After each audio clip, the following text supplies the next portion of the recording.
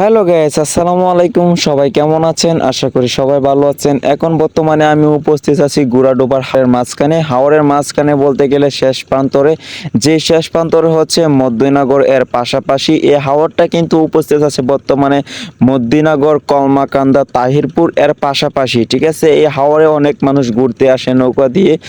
এই হাওরে ঘুরতে অনেক ভালো লাগে বর্ষাকালে। এখন বর্তমানে শুকিয়ে গেছে হাওরটা, আর এই হাওরের মাঝখানে অনেক ধান লাগানো হইতেছে, অনেক জমিন চাষ করা হয়।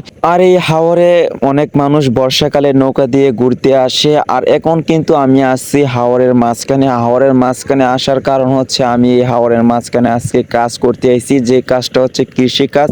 মানে আমরা ধান লাগাবো এই হাওরের মাঝখানে, আর আমি এই ধান লাগানোর জন্যই দেখতেছি। আর এখানে দেখতেছি যে একটা প্রকৃতির ভিউ, এই ভিউটা আমার কাছে অনেক অনেক সুন্দর লাগতেছে। আর এই অদ্ভুত একটা কথা হচ্ছে, এই হাওরে কিন্তু অনেক ধরনের মাছ আছে, যেগুলো মাছ এখন তোলা হইতাছে। অনেক অনেক মাছ, সবগুলো তো আমি দেখাইতে পারতেছি না ক্যামেরার সামনে, কারণ আমি আইছি এই জায়গায় কাজ করার জন্য। আর কাজ ফেলে রেখে অন্য কিছু করা যায় না, তার জন্য কাজের পাশাপাশি আমি ভিডিওটা করতেছি। আর দেখতেই পারতেছেন ওটা কিন্তু অনেক বড়। আর নেক্সট টাইমে আমি আরো বড় করে ভিডিওটা করব। তো সবাই ভালো থাকবেন।